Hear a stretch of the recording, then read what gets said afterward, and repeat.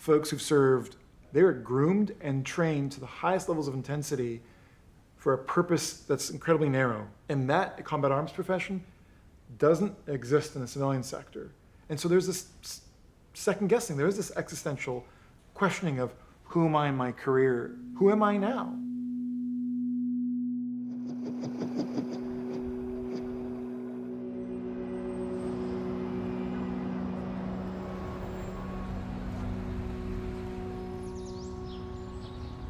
In the military, you show up, right place, right time, right uniform, do your job, go home, and you get ready to hit repeat.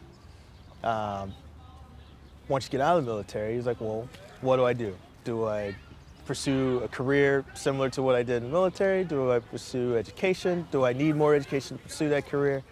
Do I move? Do I stay? And then if you don't have a good support system, it can be kind of overwhelming and daunting.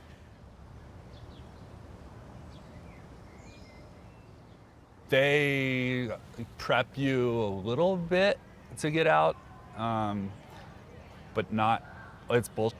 It's just like some PowerPoint slides on resume building. And you know, if you're in the infantry, you take a test and it applies your military skills to a civilian job. And as an infantryman, it would like tell us we could be a cop or a truck driver or like some low skill manual labor job. So like, they don't give you any confidence getting out. So how did you get from there to here?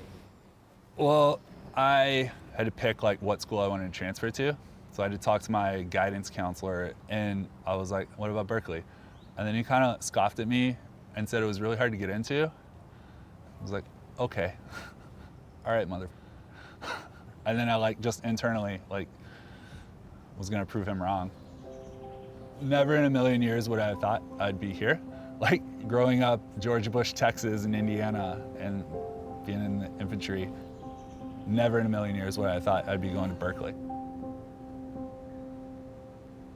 I was a 26-year-old freshman in college, and that was an experience all in itself. I remember calling my mom like the first day of campus. I'd made like a little map of where all my classes were so I didn't get lost. Like I totally Army NCO'd out of this, right?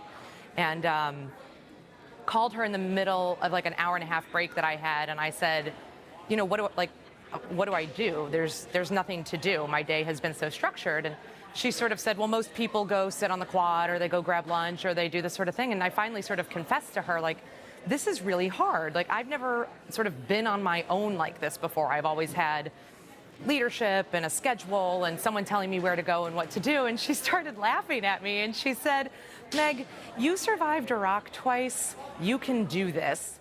And also you're not coming home. And then she hung up the phone on me, which was really, really supportive and awesome. I had a master's degree in a career before I joined the Marine Corps, and I got slammed in the face by the transition. It's really difficult. Companies are really well-meaning, and veterans really want to give it their best shot, most of us, but it's hard, and a lot of veterans leave within the first year, just from bad fit. You're told people are tripping over themselves to hire you. All they want are veterans. And the major problem with that is that patriotism is not a business strategy. It's a great marketing strategy. It's a phenomenal value for a company to have, but it's not a business strategy. And that's something that I think private sector needed to hear. You're not hiring a veteran because you think they're a hero and you think that they have a great work ethic. You're hiring a veteran because they're going to make a difference in your bottom line. And they just happen to be a veteran.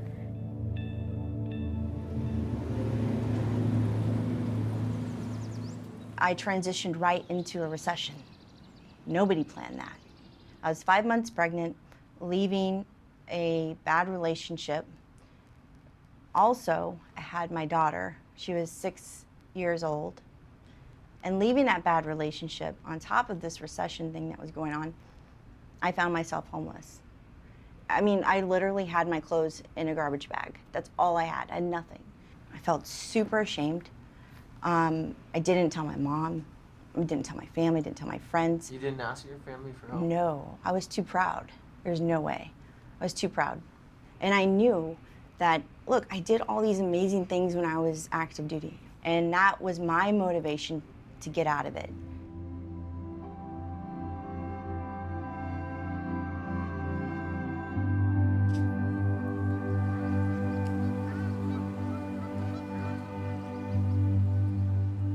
there's this dichotomy. They're warriors, but they're wounded.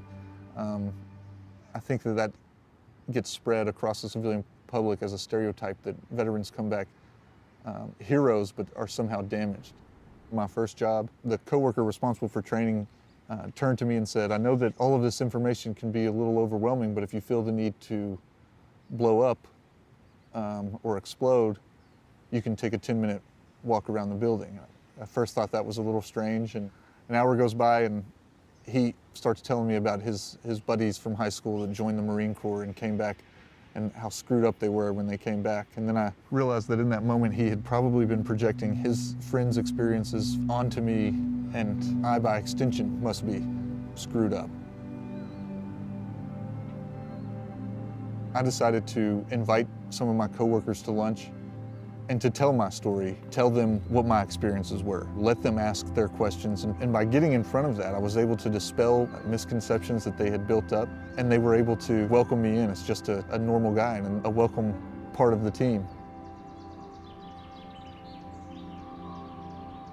I got an offer to come out to guide school with the Sierra Club Outdoors, military outdoor program. I did that. I loved guide school. So at this point, I'm just building that skill set and being a guide, you know. Like my real passion out here is to like run gnarly whitewater. You know, it's that adrenaline thing. Why was I in the infantry, you know? When you put yourself on the line out there and perform well, there's no better feeling. I still use skills I had from the military just to be like somebody who can assert themselves in a way that is authoritative. I don't have a problem that a lot of new guides have, where it's like, nobody in my boat was listening to me. That does not happen to me, ever.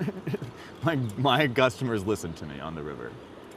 And it's not because I'm being mean to them, it's because I exude a confident level of energy that I know is a direct result of my service as a NCO in the infantry, basically, you know?